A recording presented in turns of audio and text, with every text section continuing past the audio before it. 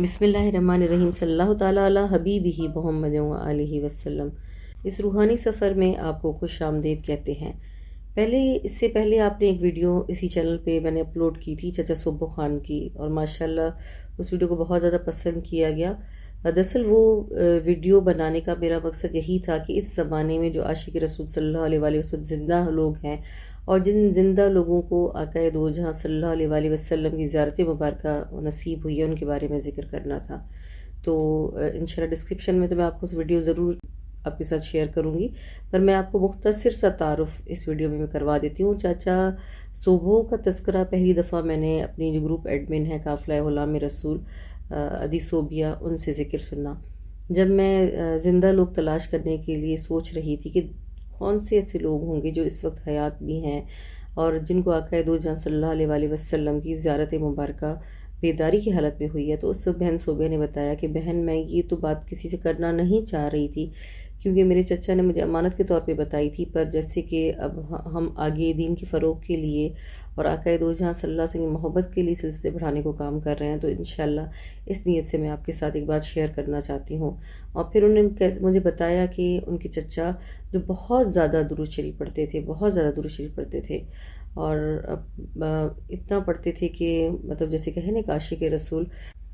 جب وہ بوڑھے ہو چکے تو ادی صوبیہ بتاتی تھی ان کا زیادہ تر ٹائم مسجد میں ہی صرف ہوتا تھا، اور خاص طور پہ مسجد کی صفائی وغیرہ کرنا،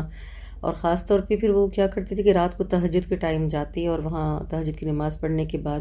درود پاک کا ویٹ کرتے فجر تک، اور یہ ان کی مطلب خاص روٹین ہوتی تھی، اور پھر فجر کی نماز پڑھتے تھے۔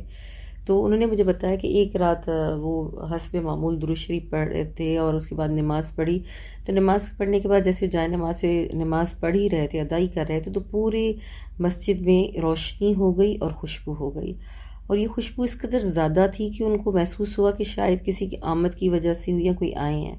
ظاہر ہے وہ نماز کی حالت میں تھے تو وہ نماز چھوڑ نہیں سکتے تھے، تو وہی نماز وہ ادا کر رہے تھے۔ تو پھر انہوں نے بتایا کہ ان کے چچا نے ان کو بتایا کہ بیٹا میں نماز پڑھ رہا تھا اور اس قدر تیز زیادہ خوشبو ہو گئی اور اس قدر روشن پوری مسجد ہو گئی کہ مجھے سمجھ پہ نہیں آ رہا تھا کہ یہ میرے ساتھ کیا ہو رہا ہے، اور اس وقت مسجد میں بالکل اکیلا تھا، میرے ساتھ کوئی بھی نہیں تھا۔ تو کہنے لگے کہ میں نماز پڑھنے کو جاری رکھے ہوا تھا، تو ایک دم میں نظر پڑی کہ کوئی سفید کپڑوں میں ملبوس بزرگ آئے ہیں اور ہستی آئے ہیں، اور وہ آگے ان کے بالکل کھڑے ہو کے نماز پڑھنا اسٹارٹ مطلب انہوں نے کیا۔ اب چاچا صوبو کہہ رہے ہیں کہ میں جیسے کہ نماز کی حالت میں تھا، میرا دل تو کر رہا تھا کہ میں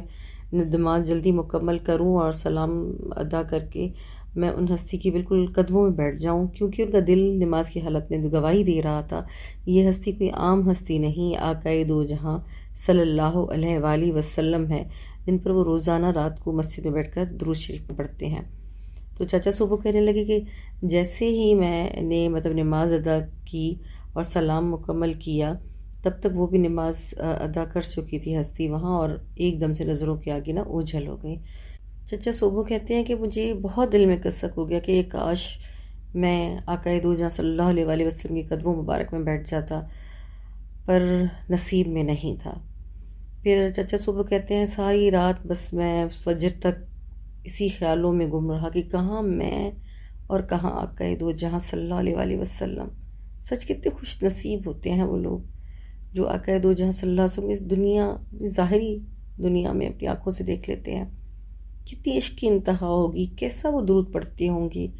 کتنی چاہ سے پڑھتے ہوں گے، کبھی میں سوچتی ہوں۔ پھر آقا دو جہاں صلی اللہ علیہ وآلہ وسلم کے خیالوں میں گم تھے کہ صبح فجر کے اذان کا ٹائم ہو گیا۔ اب دیکھیں کمال کی بات یہ ہے کہ جو لوگ آئے انہوں نے بھی محسوس کیا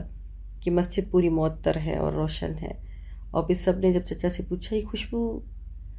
کہاں سے آئی، وہ ایک شعر ہے نا، یہ خوشبو کہاں سے آئی، یہ روشنی سی کیا ہے، شاید میں چلتے چلتے طیبہ پہ آ گیا ہوں۔ بالکل چچا صوبو کی وہی حالت تھی، رو رو کے ایک ایک کو بتا رہے تھے کہ آقا دو جہاں صلی اللہ علیہ وسلم مسجد شریف میں تشریف فرما ہوئے تھے، پر میری نصیب میں باتیں نہیں کر پایا، ان کی قدم بوسی نہیں کر پایا آپ صلی اللہ علیہ وآلہ وسلم کی۔ چچا صوبو ماشاءاللہ بہت زیادہ جیسے کہ درود پڑھنے والے تھے۔ یہ واقعہ میرے خیال میں جب ہم نے ویڈیو میں دیا تھا اس کے کچھ ہی عرصے کے بعد 2-3 ماہ کے بعد ان کی ڈیتھ کی خبر میں نے سنی تو مجھے بہت افسوس ہوا۔ اچھا، اس ڈیتھ کی خبر کے ساتھ بھی کچھ واقعات میرے ساتھ پیش آئے جو میں آپ کو کے ساتھ شیئر کرنا چاہتی ہوں۔ جمعرات کی رات تھی تو جیسے کہ ہم درود پڑھ رہے تھے، تو اب دیکھیں ضروری نہیں کہ جو میں بات کر رہی ہوں آپ اسے متفق ہوں، ہر کسی کی اپنی آبزرویشن ہے، مشاہدہ ہے، جو فیلنگز آپ کی ہوں گی شاید میری نہ ہوں، جو میری ہوں گی آپ کی نہ ہوں۔ تو مجھے یاد پڑتا ہے کہ میں بیٹھی ہوئی تھی تو بہن صوبیہ کا میسج آیا کہ میرے چچا کی ڈیتھ ہو چکی ہے، وفات ہو چکی ہے، چچا صوبہ کی۔ تو میں بہت مجھے بہت دکھ ہوا۔ کبھی میری ان سے ملاقات نہیں ہوئی تھی، پر مطلب یہ ہے کہ جب میں چچا صوبہ کی ویڈیو بنا رہی تھی تو مجھے مطلب کہتے ہیں نا کہ روحانی آپ کو کشش فیل ہوتی ہے، اور کوئی لگتا ہے کہ یہ آپ کے بہت قریبی ہیں، آپ کے ابو کی طرح، آپ کے چچا کی طرح۔ تو مجھے خیال میں وہ ایک کشش روحانی ہو چکی تھی ڈیولپ، اور مجھے ایسے دکھ ہو رہا تھا جیسے میرے بہت قریبی خود کی کسی چچا کی وفات ہو چکی ہو۔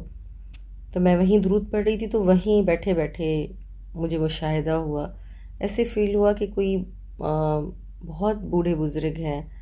اور وہ بیٹھے ہیں اور مسکرا کے دیکھ رہے ہیں اور تسبیح خانے میں درود پڑھ رہے ہیں۔ مجھے بہت عجیب لگا کہ یہ بزرگ کون ہے۔ میں نے ان کو اتنا کلیئر مطلب دیکھا کہ ان کا چہرہ مطلب میری نگاہوں میں سما گیا۔ جب وہ ذکر کی محفل کا اختتام ہوا اس کے بعد بھی ان بابا جی کا چہرہ میرے آنکھوں کے آگے گھوم رہا تھا، اور مجھے سمجھ بھی نہیں آ رہا تھا کہ کون سے بابا جی ہیں، کیا ہے۔ پھر میرے دل میں خیال آیا کہ یہ چچا صوبہ تو نہیں ہے۔ میں نے دی صوبیہ کو میسج کیا، دی صوبیہ چچا صوبہ کی کوئی پک مل سکتی ہے دیکھنے کے لیے، میں دیکھنا چاہتی ہوں وہ کیسے تھے، ان کی دعا تو مانگی ہے پر دل کر رہی ہے۔ تو یقین کریں اب لوگوں کے برتن چھوٹے ضرور ہیں پر میرے خیال میں ان اللہ علی کل شیء قدیر، اللہ کچھ بھی کر سکتے ہیں۔ تو میں نے جب وہ پک دیکھی تو بالکل وہ وہی تھے، اور میں حیران رہ گئی کہ اللہ تعالیٰ مطلب ایک چیز آپ سوچیں نا کہ نیک بندے اس دنیا میں بھی کس مقام پہ ہوتے ہیں کہ آخر ان کی وفات کے بعد بھی اللہ تعالیٰ ان کو کیسی کیسی محفلوں میں شریک فرما رہے ہیں، ان کی روحیں کتنی آزاد ہیں۔ آپ یہ چیز فیل کریں کہ یہ دنیا کی زندگی تو تھوڑی ہے جس کے لیے ہم کتنا بھاگ دوڑ کرتے ہیں اور آخرت کی زندگی کو داؤ میں لگا لیتے ہیں،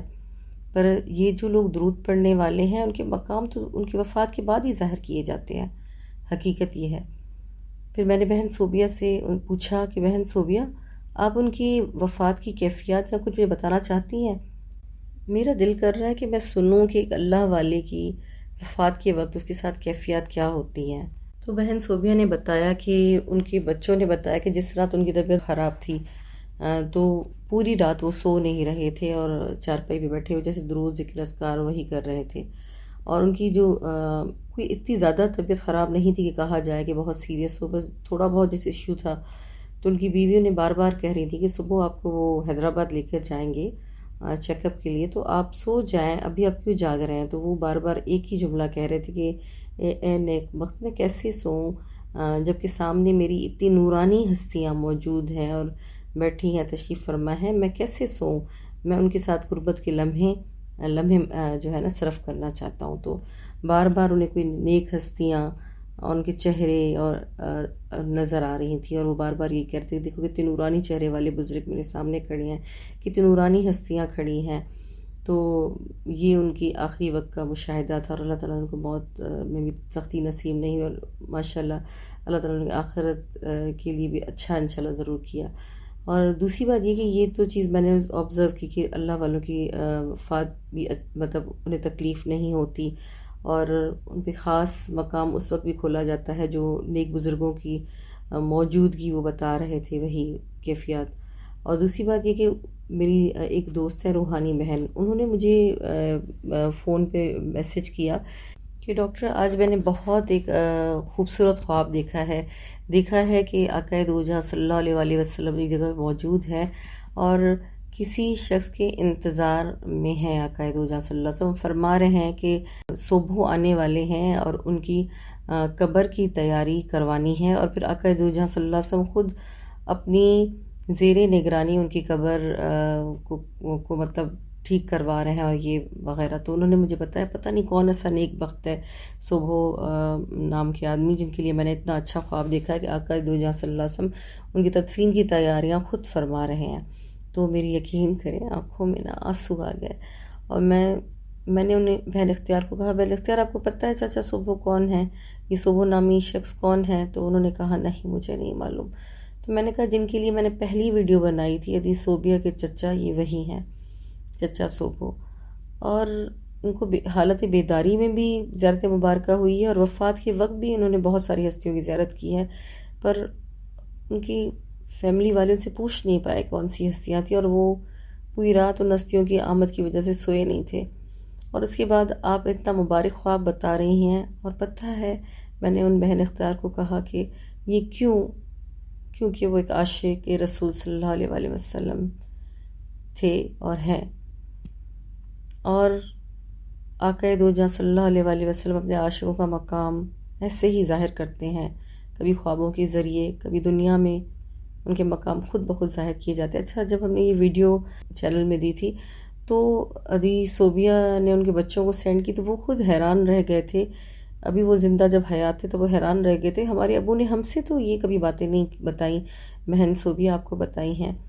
تو یہ اہل محبت سے ہی باتیں کرتے ہیں، ان کے راز ہی ہوتے ہیں. پر شاید اللہ تعالیٰ کو ان کی وفات سے میرے خیال میں 2-3 ماہ پہلے کی یہ ویڈیو تھی، اور پھر 2-3 ماہ کے بعد یہ وفات ہو گئی. اور میں کب سے سوچ رہی تھی کہ عاشق رسول صلی اللہ علیہ وسلم چچا صوبے ویڈیو بناؤں، پر شاید ہر چیز کا وقت مقرر ہوتا ہے، اور ربیع الاول کے مہینے میں مجھے ان عاشقوں کا جن کے بارے میں میں جانتی ہوں ذکر کرنا مجھے مناسب لگا. سو اللہ تعالیٰ ہمیں بھی ایسے عاشقوں میں کرے. میں تو یہی کہوں گی جن کو وفات کے وقت بھی آقا دو جہاں صلی اللہ علیہ وآلہ وسلم خود کلمہ پڑھائیں اور جنت البقیع ملے، آقا صلی اللہ علیہ وسلم کی قربت کے لمحے ملیں، آقا صلی اللہ علیہ وسلم کی اس دنیا اس دنیا ہر جگہ پہ ہو بس غلامی ملے. اگر آپ کو یہ ویڈیو اچھی لگی ہو تو پلیز آگے ضرور صدقہ جاریہ کی نیت سے شیئر کیجیے گا، اور اس چینل کو سبسکرائب ضرور کیجیے گا، کیونکہ یہ صرف مجھ ایک اکیلی کا کام نہیں ہے، پوری امت کا کام ہے آقا دو جہاں صلی اللہ علیہ وسلم پیغام پہنچانا. تو جہاں تک ہو سکے پیغام پہنچائیے. فلسطین کے مسلمانوں کے لیے ضرور دعا کیجیے گا. صلی اللہ تعالیٰ علی حبیبہ محمد و آلہ وسلم.